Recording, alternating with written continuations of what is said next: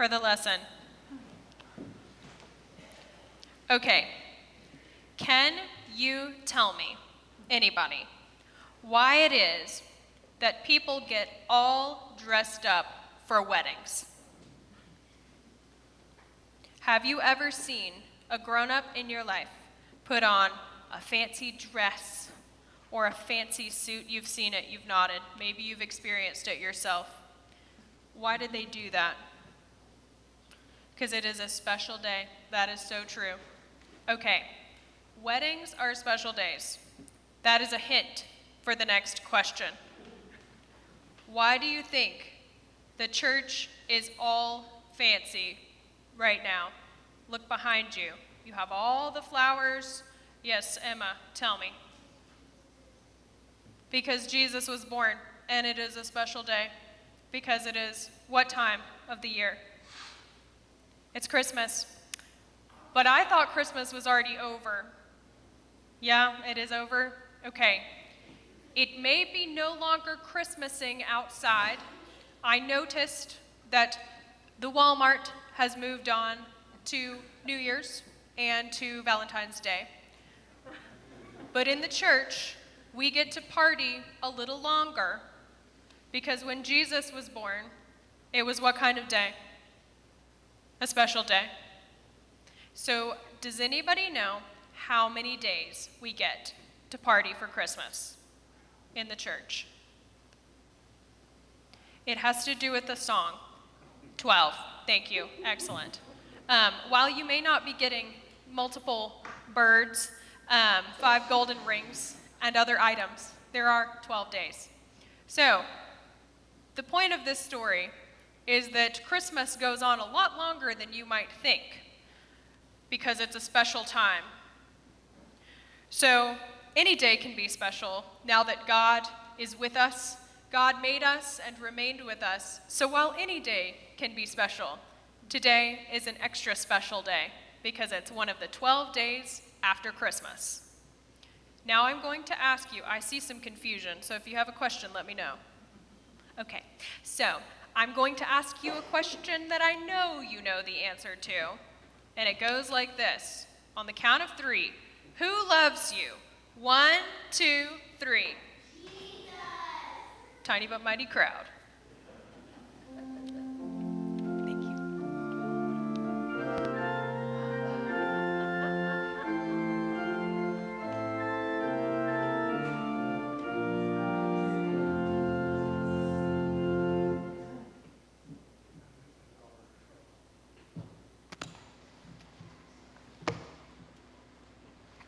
Let me make sure I'm not double mic'd.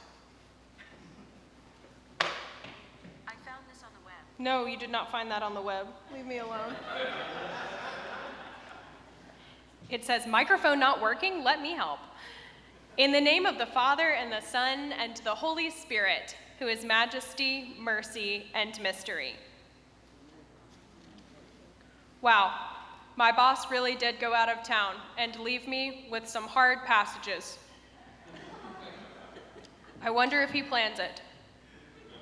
When I opened the commentary, those giant yellow hermeneia things that some of you have seen in Bible study, the whole book, which begins at the beginning of the Gospel of John, starts out with, "It is no surprise that this is one of the hardest passages in the Bible." And I thought, thanks. Very encouraging.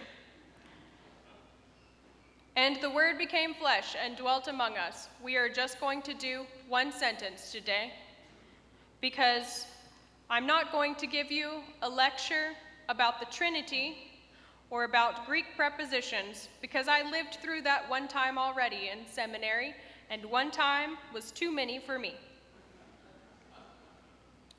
And the Word became flesh and dwelt among us. This is one of those sentences that we get used to because it appears in our prayers and our scripture readings so often. What does that mean? And the Word became flesh and dwelt among us? My husband's best friend has a 4-year-old right now, and I'm getting used to answering a lot of "what does that mean?" questions about things I had taken for granted. So that's what I'm going to do today. I'm going to ask you, what in the world does that mean? The Word became flesh. What is the Word? I don't really know. I at least didn't when I started this, and I'm not sure if I do now. The word in Greek, the word for word, is the logos. It doesn't help us because it just means word. John tells us that the Word is that without whom nothing that is. That God has been with us since making us. That nothing has come to pass that God wasn't there for. John tells us about the Logos, the Word, in a type of story that would have been familiar, actually, to those first listening to it. The story that John tells us about the Word, about someone who came to us and we did not recognize them, that we pushed away and shoved out, reminds me of the stories of wisdom in that part of the Hebrew Bible that many of us don't even have in our Bibles, in the Apocrypha. This is how wisdom is talked about in those books. She reaches mightily from one end of the earth to the other, and she orders all things well. For she is an initiate in the knowledge of God and an associate in his works. If riches are a desirable possession in life, what is richer than wisdom, who affects all things? And if understanding is effective, who more than she is fashioner of what exists? And if anyone loves righteousness, wisdom's labors are virtues, for she teaches self-control and prudence, justice and courage. Nothing in life is more profitable than these. And if anyone longs for wide experience, she knows the things of old and infers the things to come.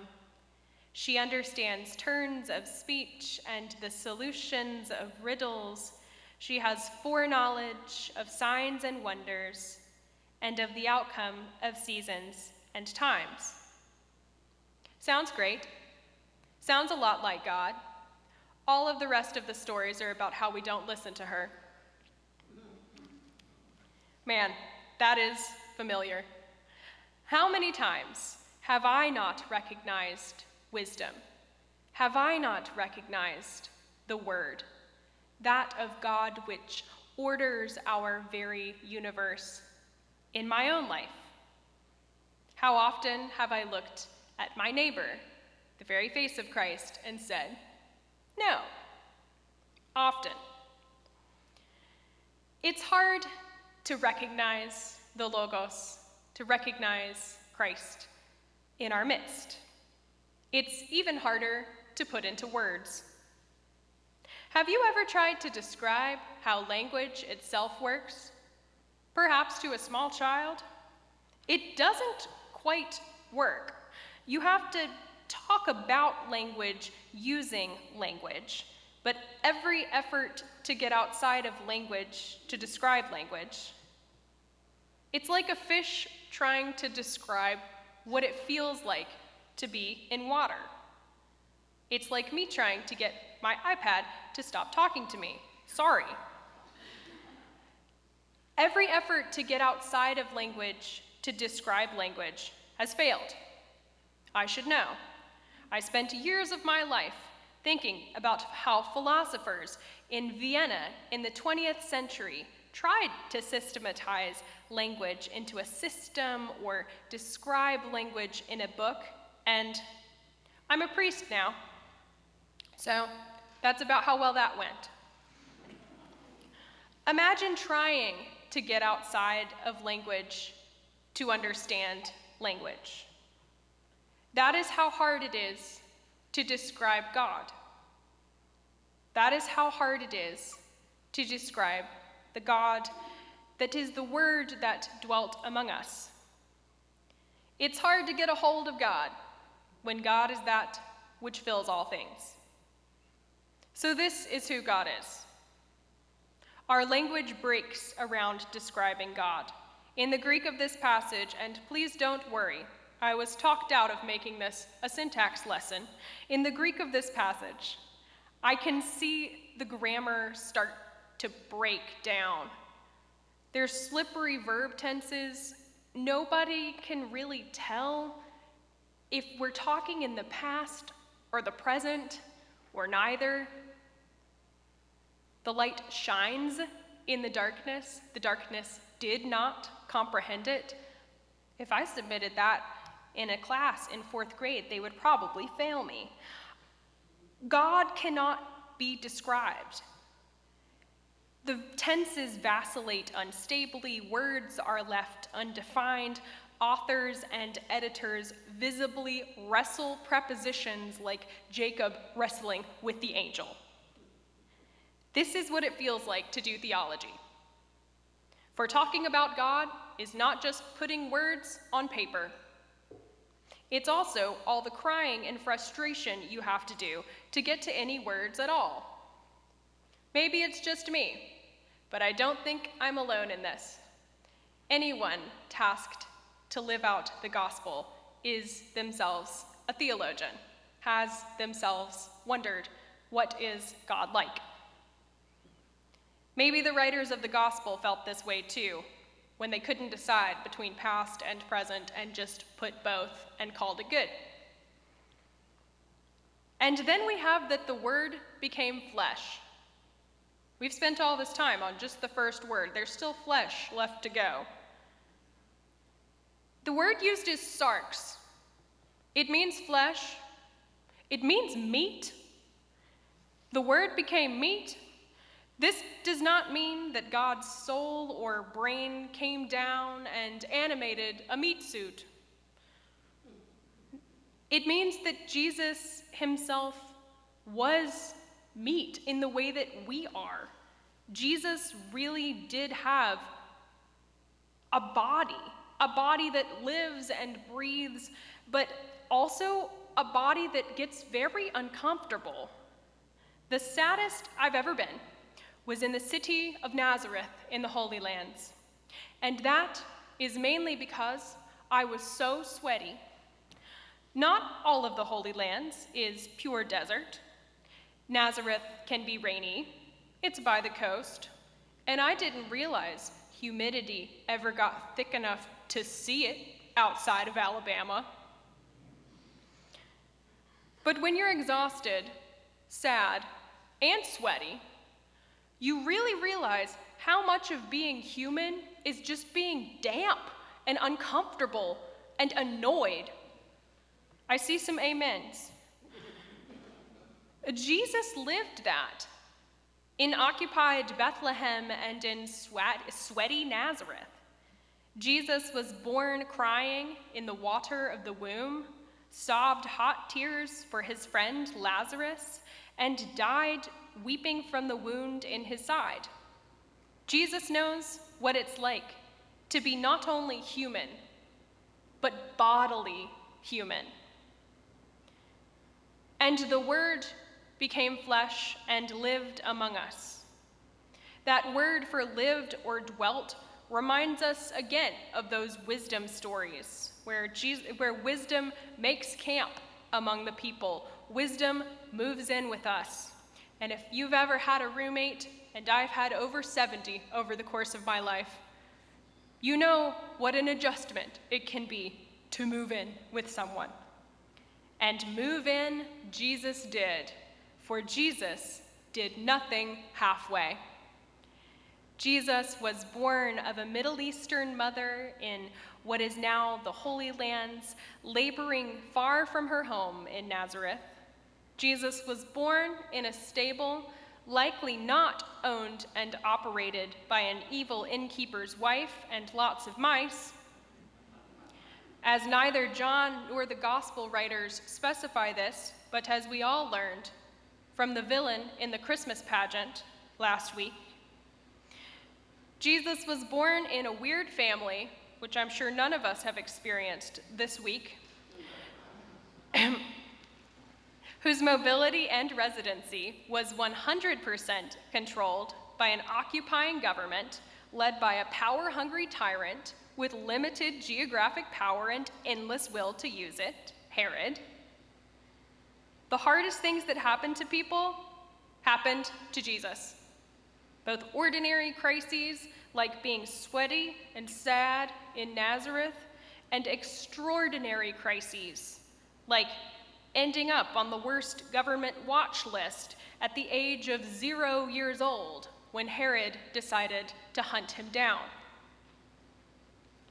Jesus lived from birth a whole story with the end already in mind.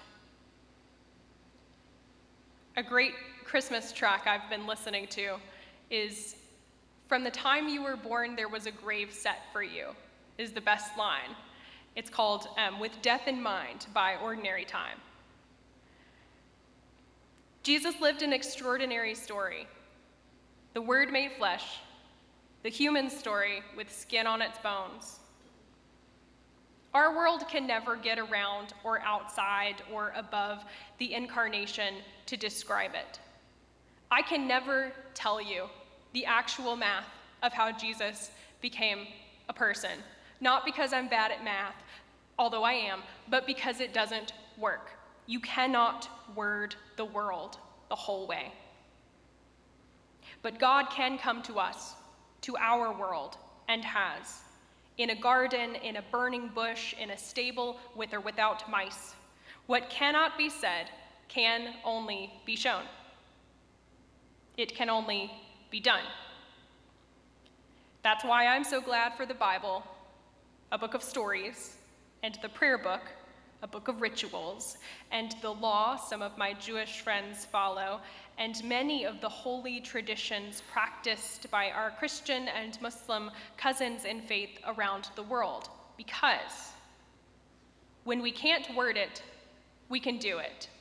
When we can't explain it, we can be it. While Christianity presents the unique challenge of wrestling down how to talk about a Trinitarian God, all those in the faith traditions we share our religious DNA with struggle to word the unwordable, to word the Word himself. All of us wrestle with our metaphors for God, knowing none will be quite right. And yet, we show up tomorrow, and we are the hands and feet of Jesus in our world. I am grateful that, in the end, we have words, but not only words. We have the Word made flesh, who dwelt among us. Thanks be to God.